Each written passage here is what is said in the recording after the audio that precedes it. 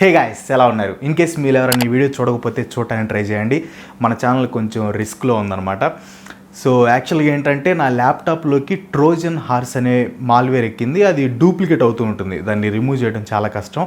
So మనం దాంట్లో login అవ్వటం కానీ క్రెడెన్షియల్స్ ఇవ్వటం కానీ ఇలాంటివి ఏం చేయకూడదు. సో ఇంకా చేసేది ఏం లేక కొత్త ల్యాప్టాప్ అయితే కొన్నాను.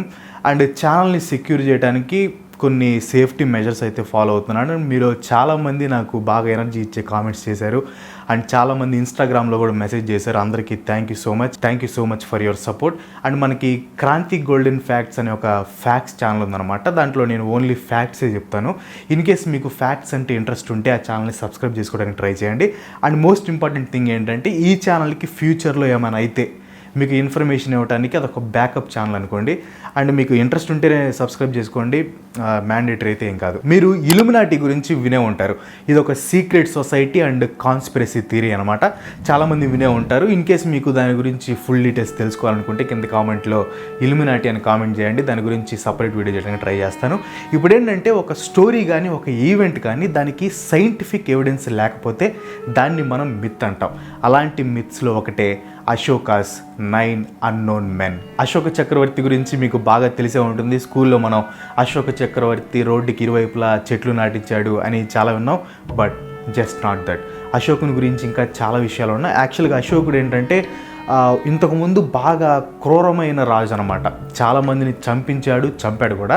అందుకే అశోకాకి చండశోక అని ఇంకో పేరు కూడా ఉంది. అయితే మౌర్య రాజ్యానికి పెద్ద యుద్ధం జరిగింది. యుద్ధంలో గెలుపు ఎవరిదైనా వినాశనం మాత్రం తప్పదు. ఈ యుద్ధం ముగిసిన తర్వాత పరిణామాలు ఎంత ఘోరంగా ఉన్నాయంటే అవి చూసి క్రూరుడైన అశోకుడే ఇంకా ఇదంతా వద్దనుకొని బుద్ధిజంలోకి మారిపోయాడు. అసలు యుద్ధం అనేది తన లైఫ్లో ఉండకూడదు అనుకున్నాడు. రాజ్యాన్ని ఇంకా విస్తరించకుండా ఉన్న రాజ్యాన్ని డెవలప్ చేయాలి అనుకున్నాడు. యుద్ధం అయిపోయిన తర్వాత ఒక 9 మంది స్కాలర్స్తో ఒక సీక్రెట్ సొసైటీని నిర్మించాడు. Kranthi vlogger presents Ashoka's secret society. Ashoka's 9 unknown men. ఇది వరల్డ్లోనే one of the oldest secret society. Indian Illuminati అని కూడా పిలుస్తారు. యాక్చువల్గా చెప్పాలంటే ఇల్యూమినాటి అనే కాన్సెప్ట్కి ముందే ఈ సీక్రెట్ సొసైటీ అనేది ఇండియాలో ఉంది. ఫస్ట్ అశోకుడు ఒక 9 మంది బ్రిలియంట్స్ని సెలెక్ట్ చేశాడు. అశోకుడు ఈ 9 మందిని సెలెక్ట్ చేసిన తర్వాత వాళ్ళందరికీ ఒక ఏరియా ఆఫ్ స్టడీని అలొకేట్ చేశాడు.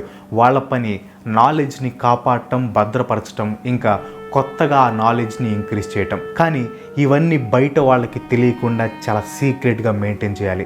వాళ్ళంతా బుద్ధిస్ట్ మాంకుల్లా ఉండేవాళ్ళు. మాంక్స్ రూపంలోనే రీసెర్చ్ చేసి ఇన్ఫర్మేషన్ అంతా కలెక్ట్ చేసేవాళ్ళు. వాళ్ళని ఎలా డిజైన్ చేశారంటే ఇన్ కేస్ వాళ్ళలో ఎవరైనా చనిపోయినా లేదా వేరే కారణాల వల్ల వెళ్ళిపోయినా ఆ ప్లేస్లోకి వేరే వాళ్ళు వచ్చి సొసైటీని కంటిన్యూ చేసేవాళ్ళు. ఎప్పుడు 9 మంది మాత్రమే ఉండేలా చూసుకునేవాళ్ళు. ఒకరు ఎక్కువ ఒకరు తక్కువ కాదు, ఓన్లీ 9. అండ్ వాళ్ళు ఇండియా వాళ్ళే అవ్వాలి అనే రూల్ లేదు, వాళ్ళు ఎక్కడ వాళ్ళైనా కావచ్చు. అయితే ఇక్కడ మనకు డౌట్ వస్తుంది, అశోకుడు ఓన్లీ 9 మందిని మాత్రమే ఎందుకు సెలెక్ట్ చేశాడు? ఇన్ కేస్ ఎక్కువ మందిని సెలెక్ట్ చేస్తే ఇంకా ఎక్కువ నాలెడ్జ్ని పొందే అవకాశం ఉండిద్ది, ప్రిజర్వ్ చేసే అవకాశం ఉండిద్ది కదా. Why only 9? ఇప్పుడు మన ఇండియన్ కల్చర్ కానీ హిందూ కల్చర్ని కానీ మనం బాగా పరిశీలిస్తే 9 అనే నెంబర్కి ఎక్కువ ఇంపార్టెన్స్ అండ్ ప్రత్యేకత ఉంది. ఇప్పుడు మీరు నవగ్రహాలు తీసుకున్నారంటే 9.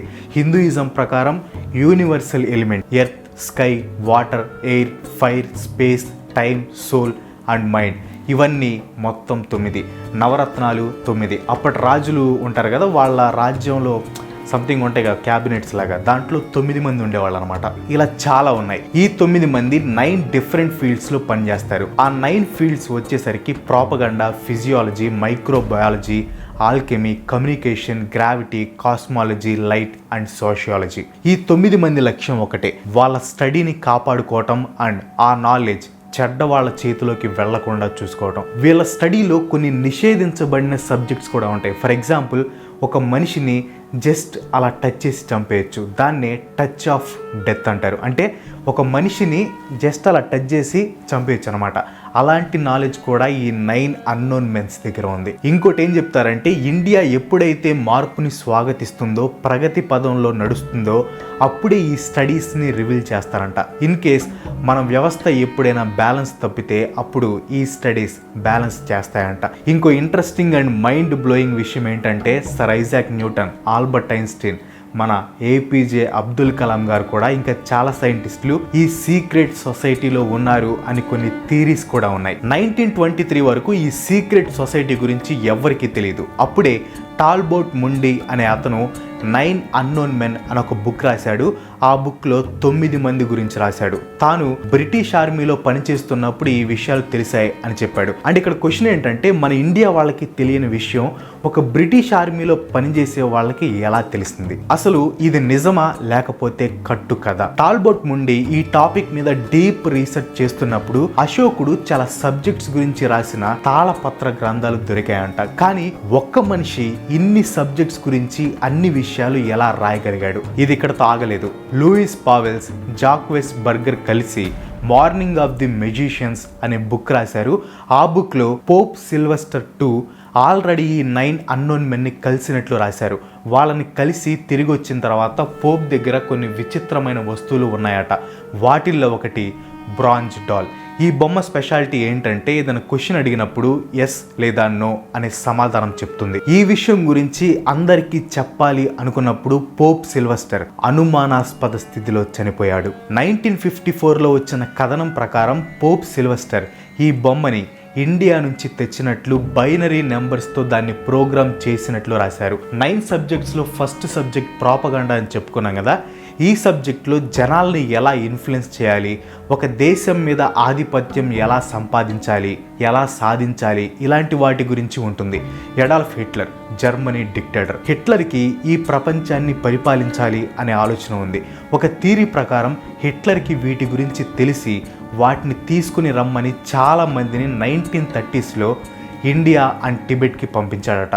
కొంతమంది వాదన ప్రకారం నాజీలు ఆ ఇన్ఫర్మేషన్లో కొంత భాగం తీసుకున్నారని, అందుకే జర్మన్ ప్రజల్ని అంతగా బ్రెయిన్ వాష్ చేసి మ్యానిపులేట్ చేయగలిగారని చెప్తూ ఉంటారు. నిజంగా ఇండియాలో సీక్రెట్ సొసైటీ ఉంటే పాస్ట్లో ఇండియాలో చాలా ప్రాబ్లమ్స్ వచ్చాయి. అప్పుడు ఇండియాని ఎందుకు సేవ్ చేయలేదు? వాళ్ళ జాబ్ ఓన్లీ నాలెడ్జ్ని కాపాడటమేనా? పబ్లిక్లోకి ఎందుకు రావడం లేదు? ఇంకా ఈ సొసైటీలో సీక్రెట్ సొసైటీ మెంబర్స్ ఉన్నారా? మేబీ నేను కూడా ఆ మెంబర్స్లో ఒకన్నా, లేకపోతే ఈ వీడియో చూస్తున్న మీలో ఎవరైనా ఆ సొసైటీలో మెంబర్స్ ఉన్నారా? ఈ క్వశ్చన్స్కి ఆన్సర్ మనకి ఎప్పటికీ దొరకదు, దొరికే ఛాన్స్ కూడా లేదు. That's all for today. ఈ వీడియో మీకు ఎలా అనిపించిందో కింద కామెంట్లో పోస్ట్ చేయండి. వీడియో నచ్చితే లైక్ చేయండి, షేర్ చేయండి. నెక్స్ట్ వీడియో మిస్ కావాలనుకుంటే మన ఛానల్కి తప్పకుండా సబ్స్క్రైబ్ అవ్వండి. ఇంకో మంచి ఎపిసోడ్తో మళ్ళీ కలుసుకుందాం. అంతవరకు సెలవు. Bye bye.